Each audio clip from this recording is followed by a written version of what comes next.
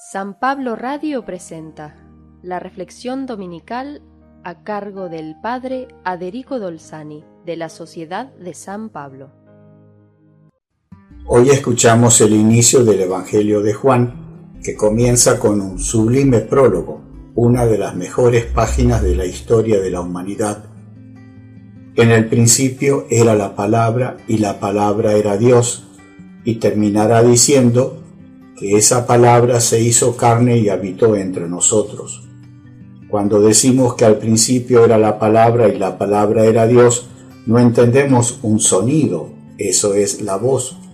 Juan dice que Dios se comunica con nosotros y todos nosotros nos comunicamos con Él y con los demás, pero no solo con el sonido de la voz, sino también, y a veces muy especialmente, con una caricia, un beso, un abrazo, una mirada, una sonrisa, o el silencio y la negación de todos esos gestos con el prójimo y con Dios, y así ya no somos luz que comunica, sino tinieblas que llenan de oscuridad y de tristeza el ambiente y a quienes nos rodean.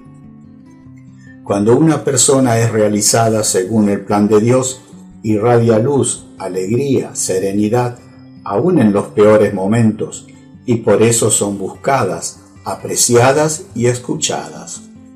Juan dice que la palabra se hizo carne, que no significa músculos y huesos, sino en lenguaje bíblico se hizo persona humana como nosotros, para poder comunicarse totalmente con los hombres en sintonía perfecta con todos.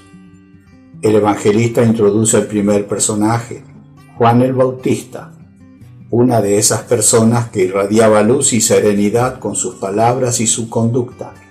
Mucha gente por eso iba de Judea y de la misma Jerusalén a escucharlo en el desierto, en Betania, que no es la aldea cerca de Jerusalén donde vivían Lázaro y sus hermanas, sino la Betania justo al otro lado del río Jordán, en el vado por el que el pueblo había entrado a la tierra prometida.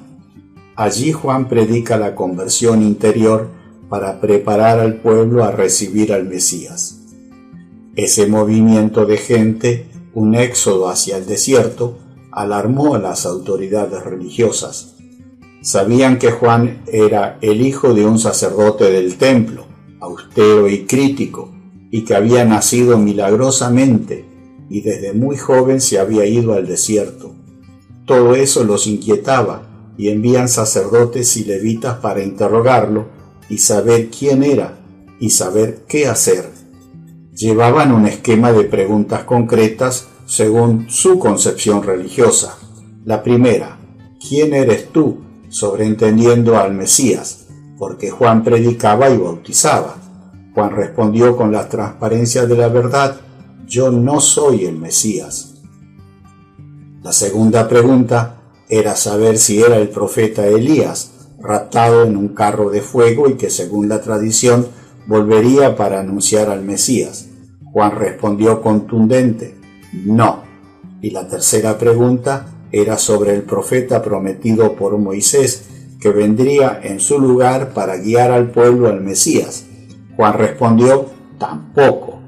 Frente a las tres negaciones, lo interrogan sobre su identidad. ¿Quién eres entonces? No querían volver a Jerusalén sin ningún dato concreto. ¿Qué dices de ti mismo? Yo solo soy una voz que grita en el desierto, preparen el camino del Señor, como fue anunciado por el profeta Isaías. Algunos de la comitiva eran fariseos, observantes estrictos de la ley, y lo interrogan sobre el bautismo que impartía y que no estaba autorizado. Juan responde que es un bautismo ritual de penitencia, no como el que recibían los prosélitos que se convertían al judaísmo, y anuncia que está llegando quien bautizará en espíritu, es decir, dando nueva vida y de verdad, es decir, una acción divina, porque solo Dios es verdadero. Hoy Juan nos invitó a ser voz de Dios y anunciarlo con palabras y obras, porque estamos con Dios preparándonos a la Navidad. Que Dios te bendiga en el día del Señor.